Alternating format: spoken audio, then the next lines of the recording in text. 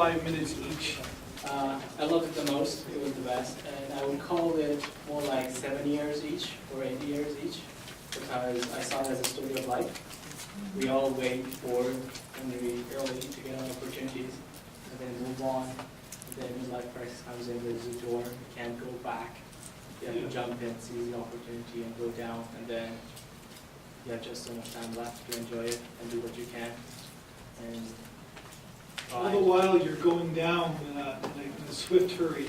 but it's hard in your carpet. There's so many other things that makes it look nicer. But at the end, if you're waiting to go to get to the bottom, you're losing it. But if you're enjoying the moment while you're coming down, it's a different perspective. I love the part where he knocked at the door, tried to go back. He's like, I want my childhood back. I want my 20s back. I want my 30s back, whatever that is. Yeah. And then he couldn't. And just go with the flow. That's what you have to do. That's an interesting perspective on this film. The film has a nightmarish quality to it because falling is one of the most common fears that everybody has. And he's just plummeting down and down and down and down. I took it as it's a metaphor on, because all these people out there, this newspaper head and TV head and radio head, and all of they're ending up in the junk heap on the bottom with the floppy disks and the cassette tapes and all the things that are obsolete. And it's almost like they're plummeting downwards. And as he was falling, and he had this easel and the brush, I wanted him to draw himself a parachute, like a Warner Brothers cartoon, so he would float down safely. So I wanted something like that to happen. Yeah, but that's not how the world works. Right? No, but that's how dreams work, right? If you're lucid dreaming and you realize you're dreaming, suddenly you can take control and change the situation that you're in. So, yeah, and also the very limited use of color. So it is rather dream-like and nightmare-like because of the falling image. Yeah, seems like very much shades of gray. But isn't the things at the end of at the bottom people's creations that were not like seen by anybody? I don't know. What I like understood from the film is that you sort of begin and your life is okay and you're just with people living the same life, kind of bored, not really doing anything, but nothing bad is happening. And then you sort of take a sort of leap of faith, and then you get 5 minutes of seemingly the best time of your life after you figure out how to deal with the first minute of like the shock of a new thing. And then after your 5 minutes of like just being overwhelmed by so much, I don't know, passion, so much joy, so much great things, you just, meh. And then you're just stuck in a terrible place, just with piles of garbage, and you're there forever. How old are you, just out of curiosity? I'm 17. 17, okay. So that's how you look at life. That's how I look at how that movie was trying to portray life. Or perhaps a path you can take in life. But it's one of those films where it's up for the interpretation, so we see what we see. They all willingly, they all want to do this. Or they sort of all want to, they're not happy, they're not satisfied with just sitting and turning each other's eyes. And they want to experience something more, yeah. I saw it as,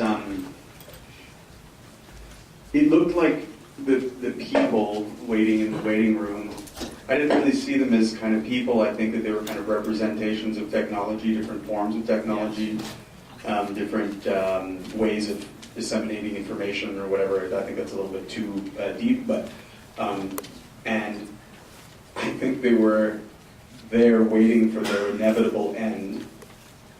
And as they go through the door, they're given one last shot to make their mark on society. They're given a shovel or a brush or something to sing or something to some last month. One guy goes down with the typewriter or whatever. So they have their last 5 minutes to make their mark, and then they fall into the junk heap, forever to be forgotten. And as we see this newspaper dude writing or drawing this, we can say beautiful painting, self-portrait of himself in the final moments, and there it is. That's his final mark. He gets to sign his name. He gets to say, this is who I am, this is what I was. And I feel like I feel like it's more a question, it's a more of a commentary on technologies and the fleeting life of them. For me, it was about expression. It was about people trying to express themselves, and all the newspaper, the painting, the computer was all about someone trying to create something. Go ahead. Yeah, I think that once they got to the other side of the door, it's like their art was chosen for them. Like they kind of took the risk, and then so they got it. They didn't necessarily know what to do with it, and just had to take a leap of faith and jump. And what I loved about that was that at some point you see the guy really enjoying himself, and that's when he creates his art. That's like he's letting go, and then he gets the recognition, but it's because he was able to let go that he got that. And he wasn't necessarily looking for it, and then after that, it's kind of like, okay, what happens to it? What mark did you really make? And now you're in a pile. So I thought that was kind of sad, but I saw those two moments so close together, that complete joy, and then that, okay, there's nothing really left.